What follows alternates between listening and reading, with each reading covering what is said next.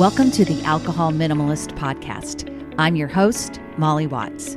If you want to change your drinking habits and create a peaceful relationship with alcohol, you're in the right place. This podcast explores the strategies I use to overcome a lifetime of family alcohol abuse, more than 30 years of anxiety and worry about my own drinking, and what felt like an unbreakable daily drinking habit. Becoming an alcohol minimalist means removing excess alcohol from your life so it doesn't remove you from life. It means being able to take alcohol or leave it without feeling deprived. It means to live peacefully, being able to enjoy a glass of wine without feeling guilty and without needing to finish the bottle.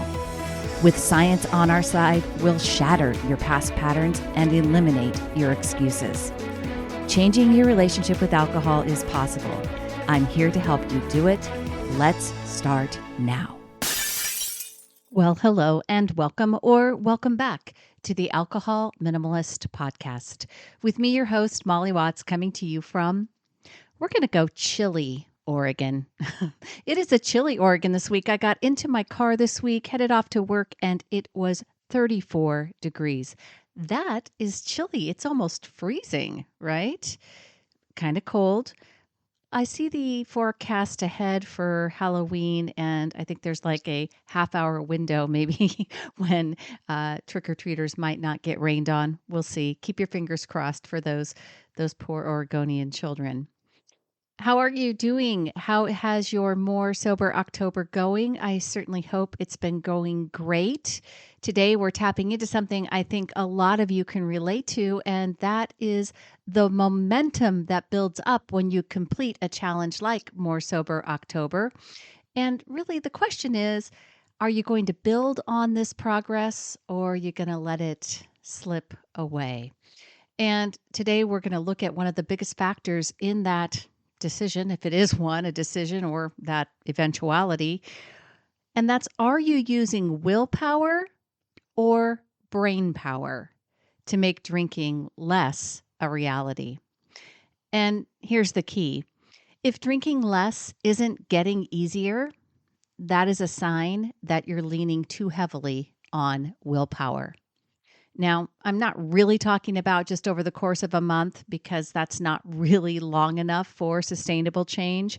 And especially if you're new to doing this work and you're wanting to make this a lifestyle as opposed to just a month-long challenge, then keep listening, because ultimately you'll either notice that becoming an alcohol minimalist over time is getting easier, or it's not. And this is for those of you who feel like it's still a struggle to change your drinking habits, or that, that becoming an alcohol minimalist doesn't feel like it's getting easier. All right. Let's start by breaking down what it means to use willpower versus brain power. Now, willpower can be helpful. I tell people that all the time. This is not about saying that willpower is wrong, because that's not true. But it is like the muscles that we have in our bodies that fatigue with use. It has limits. And if you're feeling burnt out by October's end, that's likely a sign that you're pushing through your goals for your More Sober October with willpower. On the other hand, brain power is about creating lasting change by reprogramming your habits, your thoughts, and your actions. It's really the why behind the framework that I talk about all the time, what we do, and it's a long-term solution that frees you from the cycle of willpower and willpower fatigue. Relying on willpower leads to willpower fatigue, right? Willpower feels like a bit of a sprint.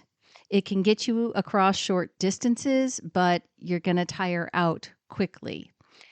So if you found that your resolve at the beginning of the month has waned as you got to the end of the month, and it's starting to feel more like a constant battle in your head, the likely reason is that you just haven't retrained your brain yet. You haven't built up brain power yet, and you are relying on willpower. When it comes to something as complex as changing your drinking habits, willpower alone just doesn't cut it. You might power through a few days or even a month, but without deeper strategies, it's easy to slide back right into old patterns. But here's the good news. Brain power, the kind that I like to talk about, it is renewable. It doesn't drain you because it's rooted in learning and self-compassion and intentional action. Instead of forcing change, brain power is about understanding the why behind your habits and learning new and better ways of meeting those needs without turning to alcohol. When you use brain power, you're building real skills that make reducing alcohol feel natural and sustainable. And that's the difference between a short-lived month-long challenge and a lifelong peaceful relationship with alcohol, which of course is what I have and what I want you to have. Now, brain power means retraining your brain and rewiring neural pathways. Brain power really includes 3 key things done over time, consistently and repetitively. And we're going to dive deeper into each of these, but let's just bullet them out right now. Number 1, we got to take different actions with alcohol, right? We've got to drink less. We got to factor in alcohol-free days. Now, this is where it can get a little bit confusing because these actions are often driven initially, and especially during something like More Sober October, by willpower, right? These different actions, drinking less, factoring in alcohol-free days, are important to the rewiring of the brain. So we do want to take those actions, but if we don't go deeper, if we don't work on understanding and addressing our beliefs about what we're getting from alcohol, then taking those actions consistently over time won't be sustainable. Number 2, we got to challenge our alcohol core beliefs. This is something that I think flies somewhat under the radar when it comes to brain power. So many times we accept what our brain throws out. We don't question thoughts because they feel very true to us, and our conviction makes it seem like we're just reporting the facts. We underestimate the power of the sentences in our brain and how they fuel the desire to drink. Those sentences are what need to be challenged because if we keep believing what we've always believed, we will fall back on willpower and we won't be retraining our brains. Number 3, we have to commit to curiosity and compassion and using them to learn from our missteps. John Dewey once said, "We do not learn from experience, we learn from reflecting on experience." I think this is one of those things that really separates those who are relying on willpower versus those who are using brain power. If you're not spending the time to understand what happens when you go off plan, you are going to keep repeating the same missteps, and that is frustrating and exhausting. All right, let's talk about each of these a little bit more in depth, one at a time. So, taking different actions with alcohol, drinking less, factoring in alcohol-free days, right? Those are different actions than what you've previously been doing. Really, one of the key parts of my Peace and Power framework is the doable drink plan. And while on the surface, it might not sound like much, or it might not sound too different than something suggested as kind of a basic strategy from most drink tracking apps, what is important in terms of your brain power is understanding how the process of making decisions for alcohol using your logical prefrontal cortex is actually rewiring your brain. Building evidence for yourself that you are capable of making and keeping plans, and combining that with actually drinking less, looking for opportunities to do just a little bit better, and taking those small steps, that is what is important to increasing brain power. The doable drink plan is rooted in neuroscience and how behavior change really works. Of course, making a doable drink plan and following a doable drink plan are 2 different things, right? Obviously, we want it to be both. We want to make plans. That's step number 1. And step number 2 is following the plan.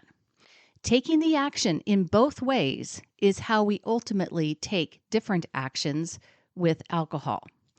And another facet of the doable drink plan is applying the power of continuous improvement. We're looking for opportunities to take steps, small steps, towards our long-term goals. Our actions around alcohol keep changing. They keep evolving. They keep iterating, small steps. And our brains change too.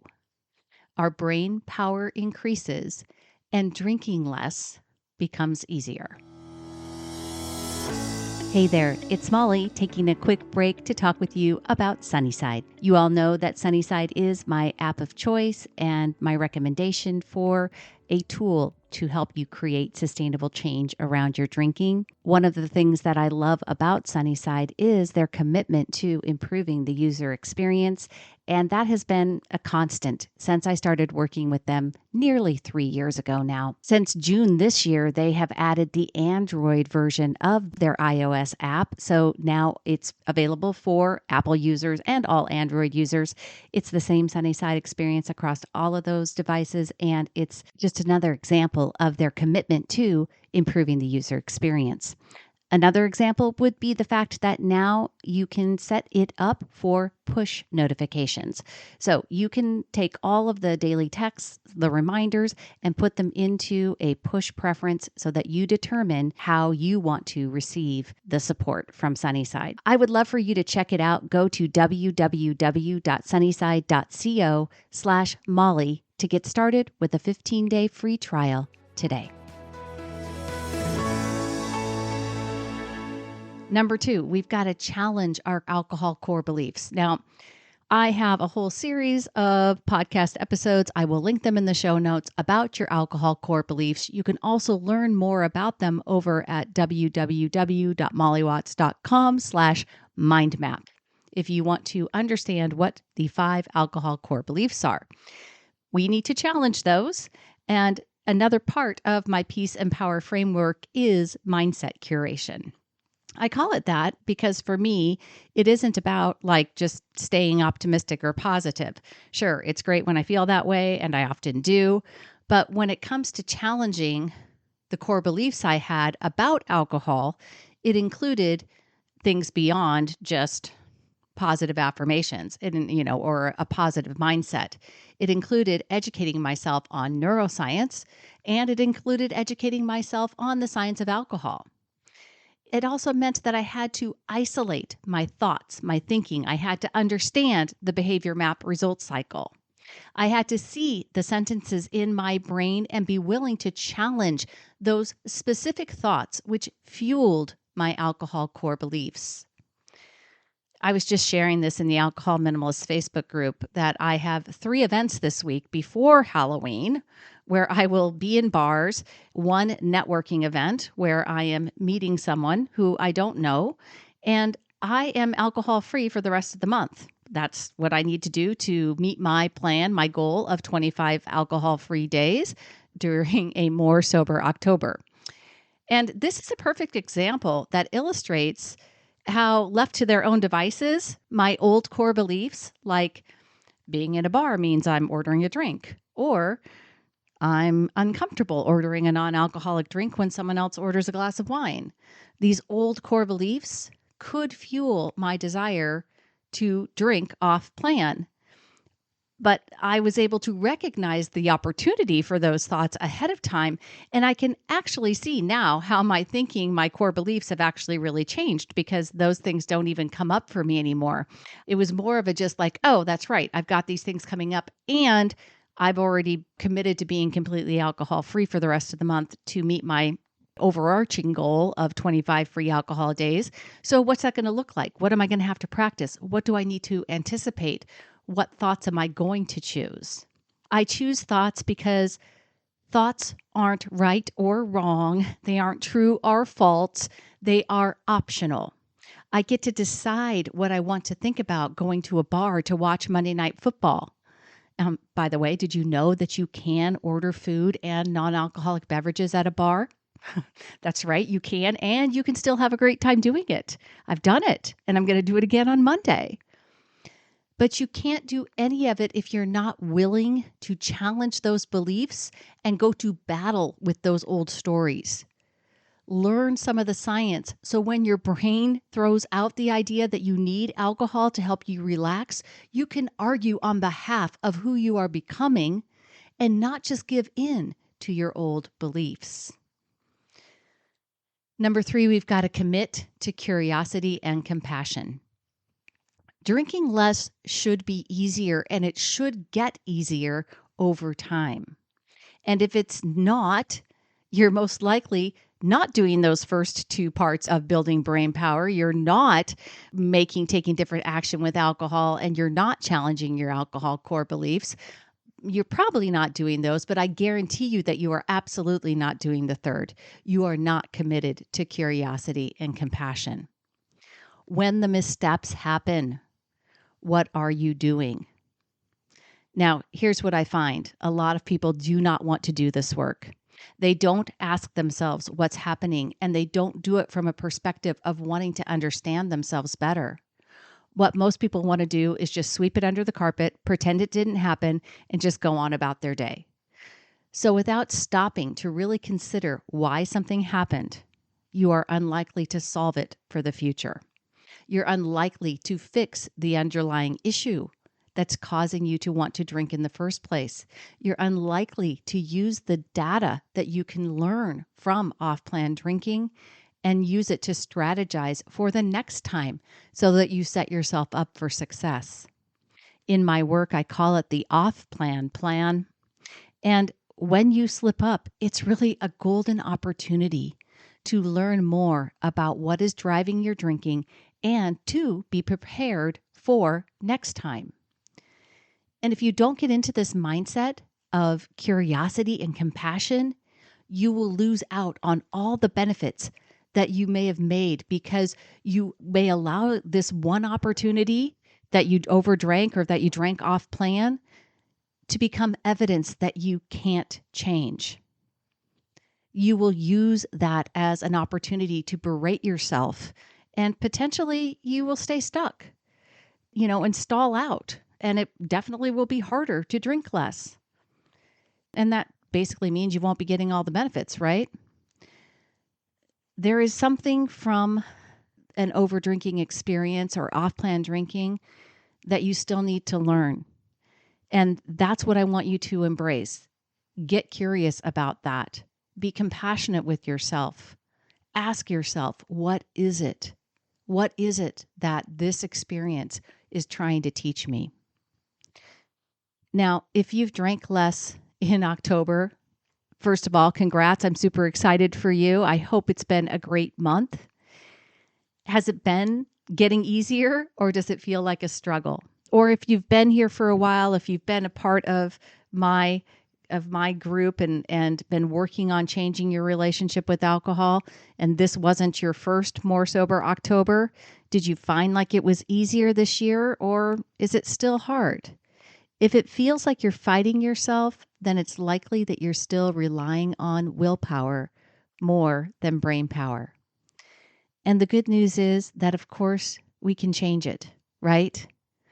By implementing the Peace and Power framework that I talk about, including the doable drink plan, the off-plan plan, mindset curation, you are giving yourself the tools to make drinking less a sustainable and rewarding choice. You are talking about building the lifestyle of an alcohol minimalist. And truly, it's awesome. And I want everyone to find and create that peaceful relationship with alcohol that I talk about here.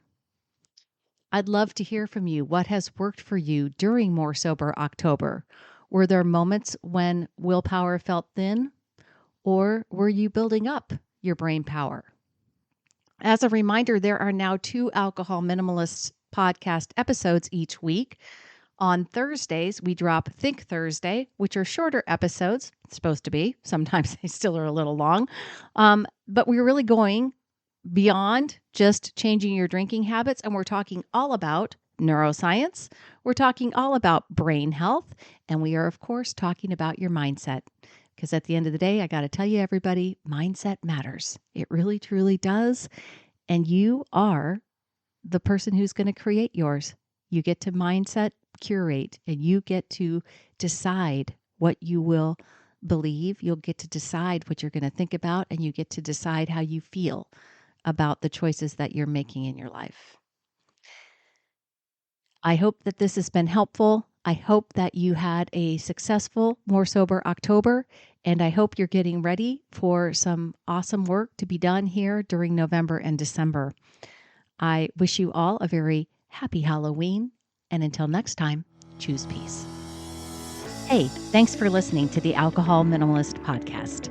Take something you learned from this week's episode and put it into action. Changing your drinking habits and creating a peaceful relationship with alcohol is 100% possible. You can stop worrying, stop feeling guilty about overdrinking, and become someone who desires alcohol less. I work with people in 3 ways. You can learn about them over at www.mollywatts.com/workwithme. Or better yet, reach out to me directly. It's molly@mollywatts.com. We'll jump on a call and discuss what's best for you. This podcast is really just the beginning of our conversation. Let's keep it going.